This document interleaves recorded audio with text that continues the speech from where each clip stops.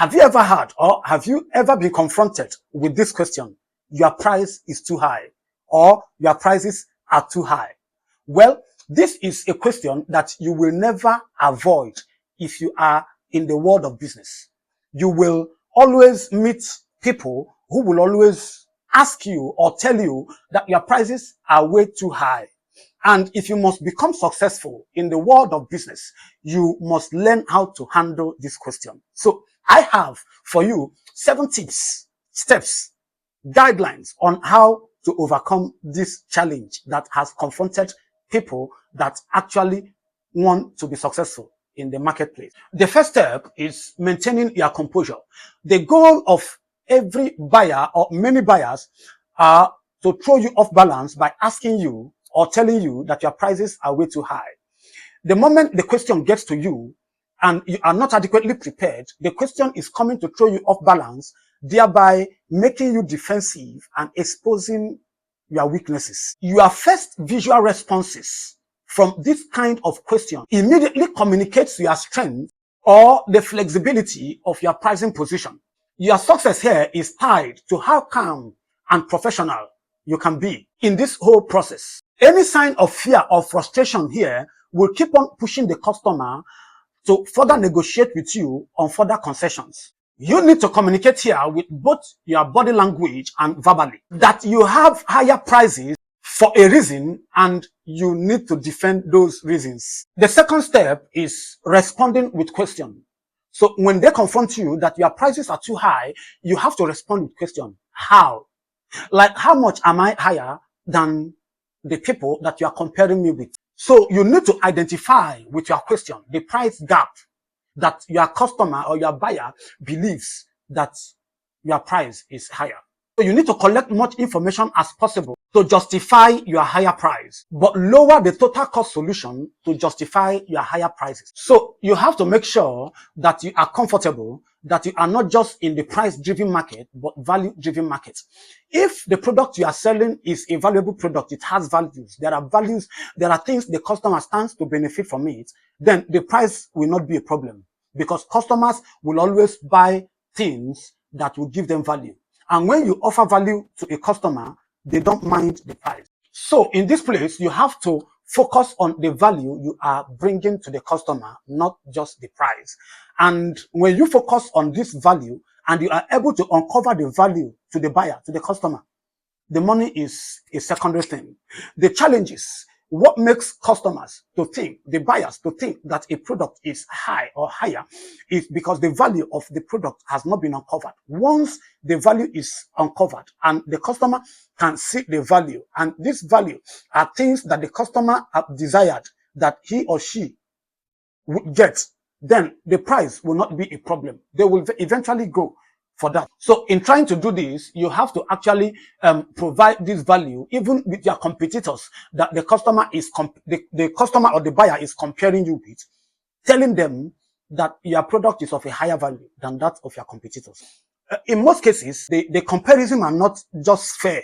So you need to find out how these your competitors actually lower their prices, and you need to actually prove to your customer or your buyers that you are actually rendering more value, that the values that your product has are actually way more higher than the ones they are comparing you with. The third step is that you need to even know your competitors even before meeting the buyer.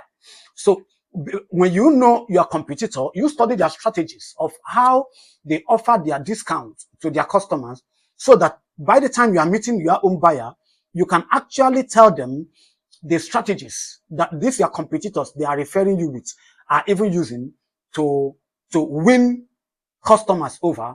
And here you can even expose the weaknesses of these your competitors to your buyers, because it's obvious that they are not seeing the reasons why these your competitors are actually lowering their prices. They are not actually seeing the loopholes, the gaps. So you can actually expose the weaknesses of these your competitors to your buyers. It will give you an edge to selling your own product. The fourth point is defend values.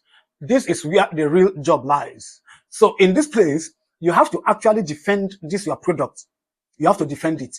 So you have to actually uncover the value of this your product to your customers. So in this place, most sellers make mistakes by actually talking about the product, and no customer wants to hear actually what you can do and what the customers actually want to hear in this place is what benefits can they get when they buy this your product, what value, how can this your product either save money for them or make money for them. That's what they want to know. So when you are selling your product and your product is not in any way making money for the customer or saving money for the customer will not consider it valuable.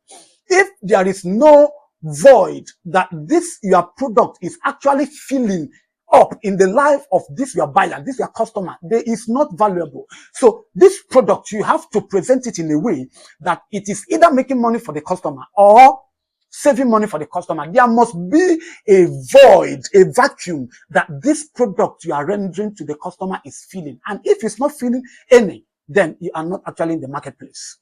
So you have to defend it. You have to tell them the benefits, the reason why they have to buy this your product. And if you do a very good job in this place, you have gotten the market. The fifth step is commitment. Here you get the buyer's commitment. By the time you have defended the product, the next question you ask the buyer is, what next? How many? What quantity are you buying? How are you going to commit to this project? So you are here getting the customer's commitment. And so by the time you ask this question, you are getting a feedback from your customer. Now, the sixth step is to keep the door open. You might ask the customer a question in the step 5 to get his commitment. Now, the customer might not actually respond well. Now, in the sixth step, which is to keep the door open, means to maintain the relationship. Here, you have to understand that sales is not an event, it's a process. So if you have this understanding, then you keep the door open so that the conversation will keep on going on. Now, so long as you are talking with your customer, the buyer, there are every chances that you are going to make sales. And the reason why you need to keep this conversation is to keep that bonding, to keep that connection, so that in the process of keeping this, your customer can change his mind. He can make up his mind on, okay, give me so and so quantity, give me so and so product, give me so and so this. Okay, I'm going to get this by so and so time. This is my plan. This is when the budget to get this thing that you are selling and all the rest of it. So you have to keep it. So have that in mind that sales is not an event, it's a process. So that relationship has to be maintained. The seventh point is to improve your overall sales process. Having met these challenges from 1, 2, 3, 4, 5, 6, you have learned a lot from them. So it's time for you to work on these challenges that confronted you, improve on them, then get ready for the next client you are going to meet, so that when you meet that client, you are already at this time a better salesperson. You can confront it headlong and win that client over. So if this point resonated with you, make sure you smash the like button and so that we can build wealth together in this community.